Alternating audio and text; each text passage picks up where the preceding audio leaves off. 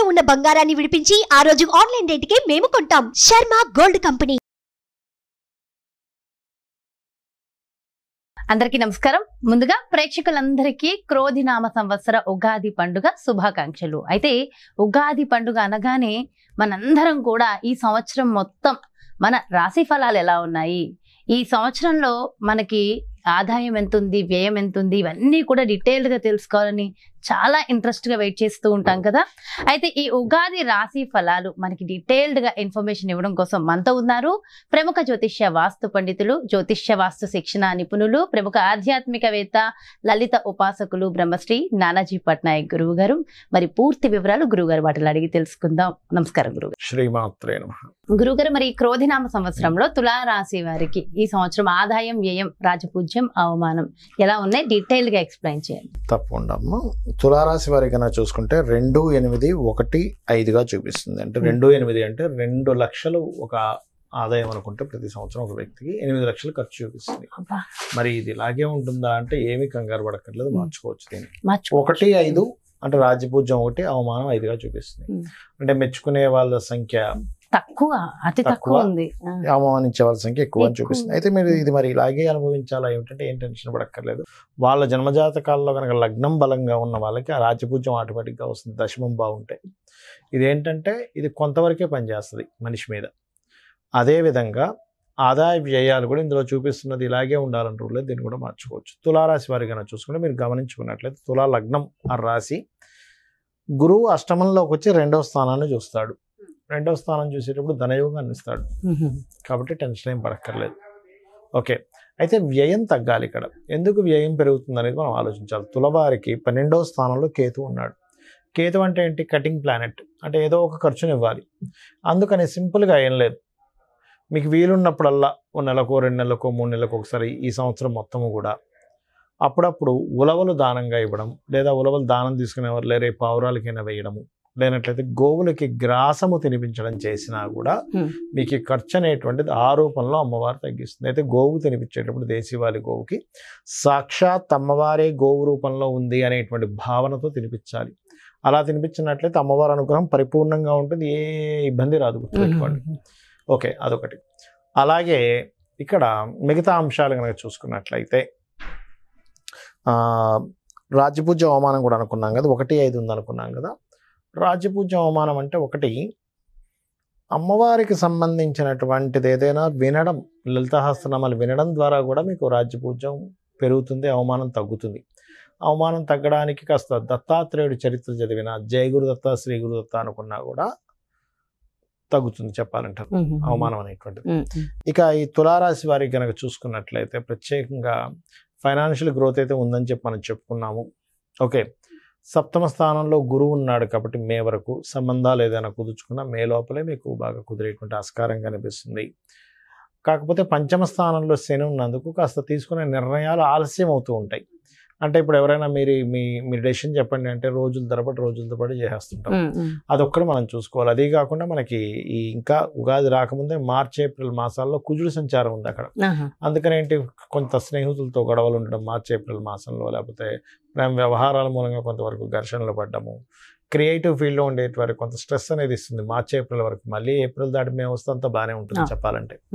అయితే మరి ఈ ఘర్షణ వాతావరణం జరగకుండా ఉండాలంటే ఇది 5వ స్థానంలో జరుగుతుంది, శని కుజుల యొక్క కలయిక అనేటువంటిది.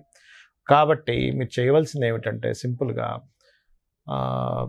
స్మరణ, అంటే దేవతా స్మరణ, కాళికా అమ్మవారిని కానీ, నరసింహస్వామిని కానీ, వరాహస్వామిని కానీ, వారాహి అమ్మవారి దండకము లేకపోతే స్తోత్రం చదువుకోవడం కానీ చేసినట్లయితే ఈ యొక్క ఆలోచన విధానంలో ఇబ్బంది అనేటువంటి తగ్గుతుంది చెప్పాలంటే.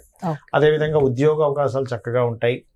కొత్త ఉద్యోగ అవకాశాలు, అందులో ముఖ్యంగా గవర్నమెంట్ జాబ్స్ కోసం ట్రై చేసేటువంటి వారికి ముఖ్యంగా ఈ tours and travels related and ఇట్లాంటి వాటిలో సాఫ్ట్వేర్ రంగాల్లో ఉండేటువంటి వారికి కొత్త అవకాశాలు వస్తాయి ఈ సంవత్సరం మొదట్లో. ముఖ్యంగా మొదట్లోనే వచ్చేస్తాయి. తులారాశి వారికి బాగుందని చెప్పుకోవాలి. అయితే ప్రపంచ వ్యాప్తంగా, దేశ వ్యాప్తంగా మొత్తం ఎలా ఉండబోతుంది అంటారు ఈ సంవత్సరం? ఒకటేనమ్మా, క్రోధినామ సంవత్సరానికి అధిపతి ఎవరు, అంటే ఈ సంవత్సరానికి రాజు ఎవరు అనేటువంటి తీసుకుంటే కుజుడు అవుతాడు.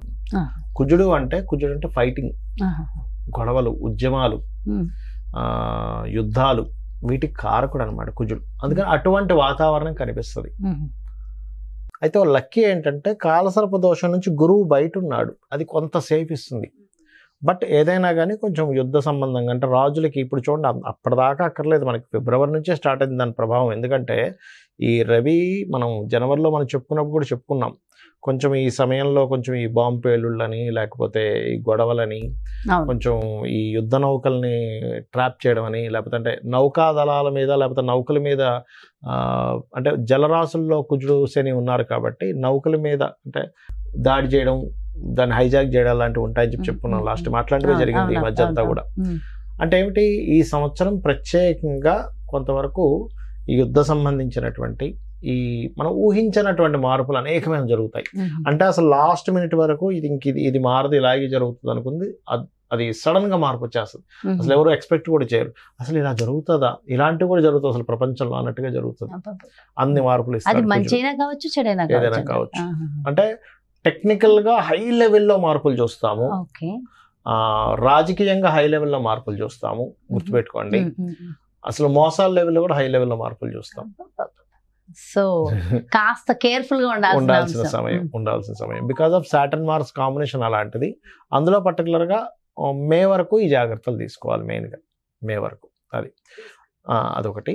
ఇక మిగతా అంశాలు కనుక చూసుకుంటే కనుక అంటే వీళ్ళు మరి ఇప్పుడు ఈ యుద్ధ సంబంధించిన ఇవన్నీ అనుకున్నాం కదా, మరి రకరకాల దేశాల్లో మన ఇండియన్స్ ఉంటారు, అందరూ కూడా మనుషులే కాబట్టి వీళ్ళెవరూ కూడా ఇబ్బంది పడకుండా ఉండాలి అంటే ఒకటే గుర్తుపెట్టుకోండి, కాలభైరవ అష్టకము, కాళికాదేవి యొక్క స్తోత్రాలు, కాలభైరవ అష్టకం కానీ, నృసింహస్వామి యొక్క స్తోత్ర పఠనం చేయడం కానీ, ఆంజనేయ స్వామి యొక్క ఆరాధన చేయడం కానీ, ఇవి గనక చేయగలిగితే, లేదా మీకు దగ్గరలో గోశాల ఉంది, గోవులకు కాస్త బెల్లము, అదేవిధంగా నువ్వులు కాదు సారీ బెల్లము మరియు క్యారెట్లు, నువ్వులు తినిపించకూడదు, పొరపాటు నువ్వులు అన్నాను, నువ్వులు అస్సలు తినిపించకూడదు, బెల్లము క్యారెట్స్ తినిపించాలి. నువ్వులు దానం మాత్రమే ఇవ్వాలి. చాలామంది అంటుంటారు ఏమంటే నువ్వులు మేము తినిపించాలా అని అడుగుతూ ఉంటారు, ఏది పురోహితుడు తీసుకోవట్లేదని.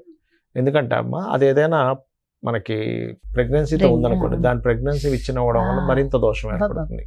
కాబట్టి ఇది జాగ్రత్త తీసుకోవాలి. సో కాబట్టి ఈ జాగ్రత్తలు తీసుకుంటే సరిపోతుంది. ఇదంతా ఓవరాల్ గా సామూహికంగా కూడా చేయడం వల్ల ప్రపంచానికి ఇంకొంచెం మంచి జరుగుతుంది కదా గురుగారు. గురుగారు ఇవే కాకుండా ఇంకేమైనా జాగ్రత్తలు తీసుకోవాల్సిన అవసరం ఉంటుందంటారా? జాగ్రత్తలు అంటే ఏం లేదమ్మా, ఒకటి గుర్తుపెట్టుకోండి, నేను చెప్పేది ఒకటే, మనకి ఎప్పుడైనా సరే గ్రహస్థితిలో ఎలాగున్నా అంటే మన జాతకం ఎలా ఉంది, వాస్తు ఎలా ఉంది, ఇవన్నీ ఎలాగున్నా నేను చెప్పేది ఒకటే, అమ్మవారిని గనక మనం ఆశ్రయించినట్లయితే ఇవన్నీ కూడా పక్కకు పోతాయి. అయితే మరి ఈ శాస్త్రం ఎందుకు ఇచ్చింది అమ్మవారు? ఈశ్వరుడే స్వయంగా కూడా జ్యోతిష్ శాస్త్రాన్ని ఇచ్చాడు కదా, మనం చెప్పుకుంటూ ఉంటాం కొన్ని వాటిల్లో మహర్షుల ద్వారా మనకు అందించాడని. మరి ఆ పరమేశ్వరుడు ఎందుకు అందించాడంటే మనకు ఒక జాగ్రత్త చూసుకోవడానికి, ఒక రూట్ మ్యాప్ లాగా మనం ఒక తయారు చేసుకుంటున్నాం. ఏది ఏ రూట్ లో ఎక్కడ ట్రాఫిక్ ఉంది, ఎక్కడ ఏది ఉంది అన్ని తెలుసుకుని దాన్ని బట్టి వెళ్తున్నాం కదా. అలాగే మనకు భగవంతుడే ఈ యొక్క జ్యోతిష్ శాస్త్రాన్ని అందించాడు. దీనివల్ల ఏమిటి, మనం మన జన్మజాతకం కూడా చూసుకోవాలి. అంటే మన జన్మజాతకంలో లగ్నబలం ఎలా ఉంది, ధనం ఏ మార్గంలో వెళ్తే మనకు ధనం సంపాదిస్తాము, ఏ రకంగా ప్రయత్నిస్తే మన ప్రయత్నాలు సఫలీకృతం అవుతాయి, ఏ దిశలో ఉంటే మనకి బాగుంటుంది, సంతాన అభివృద్ధి ఎందుకు అవ్వట్లేదు, వివాహం ఎందుకు అవ్వట్లేదు, మన జన్మజాతకంలో ఉంటుంది. అంటే ఏ సమయంలో వివాహం చేసుకుంటే బాగుంటుంది, అదేవిధంగా మనకి ఏ వృత్తుల్లో బాగుంటుంది, ఏ వ్యాపారాల్లో బాగుంటుంది, ఎందులో ఎప్పుడు ఇన్వెస్ట్మెంట్ చేస్తే మంచిది, ఎప్పుడు ఇన్వెస్ట్మెంట్ చేయకూడదు అనేటువంటి అన్ని విషయాలు ఉంటాయి. మీకు అనిపిస్తుంది మరి ఇవి అన్నీ మన జన్మజాతకంలో ఉంటాయి, మనం మరి ఈ గోచార ఫలితాలు ఇవన్నీ ఎందుకు చెప్పుకుంటున్నాం అంటే ఒకటే గుర్తుపెట్టుకోండి అమ్మా. ఇప్పుడు మీరు షూటింగ్కి వచ్చారు కదా, నార్మల్గా మీ ఇంటి నుంచి ఇక్కడ 40 నిమిషాలు అనుకోండి కార్లో రావడానికి, అదే ట్రాఫిక్ జామ్ అయితే కదా. అంటే ఏమిటి, గంటలోనో 40 నిమిషాల్లోనో వస్తాననేది మీరు ఏం చెప్తారు, గంటన్నర పడుతుందండి అంటారు. అంటే మీ కారు మీరు మీ డ్రైవర్ కానివ్వండి, మీరు ఓన్గా డ్రైవ్ చేసుకున్నా మీ కారు అదే రోడ్డు అయినా కూడా మరి ట్రాఫిక్ ఉన్నప్పుడు ఏమో ఎక్కువ టైం పడుతుంది, ట్రాఫిక్ లేనప్పుడు హాఫ్ అన్ అవర్లో రాగలుగుతున్నారు.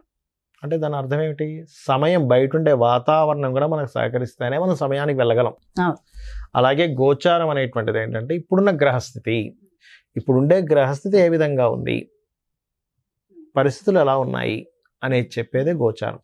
సో ఈ సంవత్సరం ఈ విషయాలు ఇలా ఉంది కాబట్టి నువ్వు ఈ రెమెడీ చేసుకో, నీ జన్మజాతకం కూడా చూసుకో, ఈ రెండు కలుపుకో. అందుకు ఇంకోటి ఏంటి, నేను ఒకటే చెప్తా, నా జాతకం ఎలా ఉంది, నా దశ ఎలా ఉంది, పాడైపోయింది, ఏం పెట్టుకోకండి. అమ్మవారిని నమ్ముకోండి, అమ్మవారి అంతా దారి చూపిస్తుంది మనకి.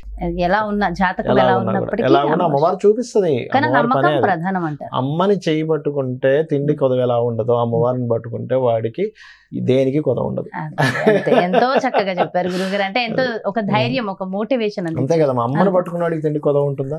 ఏమి ఉండదు, అమ్మాయి చూసుకుంటుందండి. మరి అలాంటిది జగన్మాత అమ్మవారిని జగజ్జనని. అమ్మవారిని పట్టుకుంటే దేనికి కొదవ ఉంటుంది చెప్పండి.